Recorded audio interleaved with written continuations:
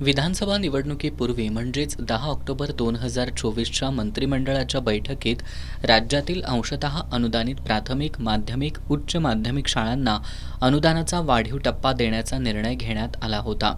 14 October 2024 रोजी याबद्दलचा शासन निर्णय पारित करण्यात आला. त्यानंतर 3 अधिवेशनं झाली, मात्र यासाठी अद्याप निधीची तरतूद करण्यात आलेली नाही. या पावसाळी अधिवेशनात तरी याची तरतूद करण्यात यावी यासाठी 5 जूनपासून शिक्षक समन्वय संघ महाराष्ट्र राज्य संघटनेच्या वतीनं मुंबईतील आझाद मैदानावर आंदोलन सुरू करण्यात आलंय.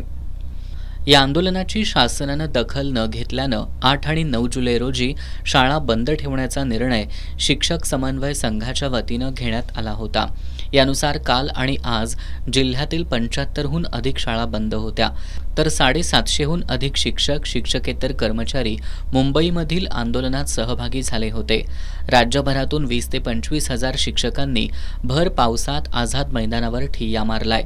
मंगळवारी पॉइंट ऑफ इन्फॉर्मेशनच्या माध्यमातून शिक्षक आमदार जयंत आसगावकर यांनी विधान परिषदेत हा मुद्दा उपस्थित केला. या शिक्षकांचा संयम सुटत आहे. त्यांच्या शिष्टमंडळाला बोलवून मुख्यमंत्र्यांनी चर्चा करावी अशी मागणी त्यांनी केली होती. यावर मंगळवारी रात्री मंत्री गिरीश महाजन यांनी आंदोलनस्थळी भेट देत उद्या मुख्यमंत्र्यांसोबत बैठक आयोजित करण्याचं आश्वासन दिलं. आज सकाळपासून विविध पक्ष संघटनांचे आमदार, खासदार आणि पदाधिकारी यांनी आंदोलनस्थळी भेट देत आंदोलनाला पाठिंबा दर्शवला.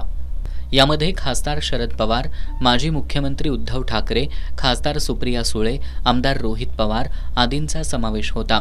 काँग्रेसचे विधिमंडळ पक्षनेते विजय वडेट्टीवार, विधान परिषदेतील गटनेते आमदार सतेज पाटील यांनीही सकारात्मक निर्णय झाल्याशिवाय आंदोलन मागं न घेण्याच्या शिक्षकांच्या निर्धाराला पाठिंबा दिला.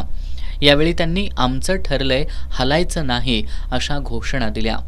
एका बाजूला या महाराष्ट्रामध्ये 600,000 कोटीचा शक्तीपीठ गरज नसलेला तुम्ही करता, दुसऱ्या बाजूला आमच्या हक्काचे पैसे द्यायला मात्र तुमची या ठिकाणी न असते आणि म्हणून याचा जेवढा निषेध करा तेवढा निषेध आम्ही करणार आहोत.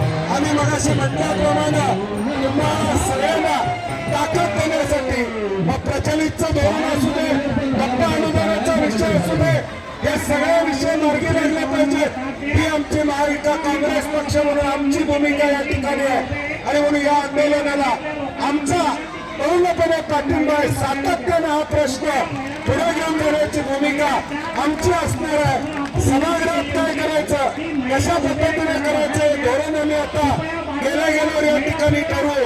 परंतु मगाशी म्हटल्याप्रमाणे जोपर्यंत निर्णय होत नाही तोपर्यंत आमचं ठरलंय हलायचं नाही. आमचं ठरलंय आमचं ठरलंय. अखेर शिक्षकांच्या आंदोलनाला महाविकास आघाडीच्या नेत्यांनी पाठबळ दिल्यानंतर सरकार समन्वय संघाच्या पदाधिकाऱ्यांशी चर्चेला तयार झाले.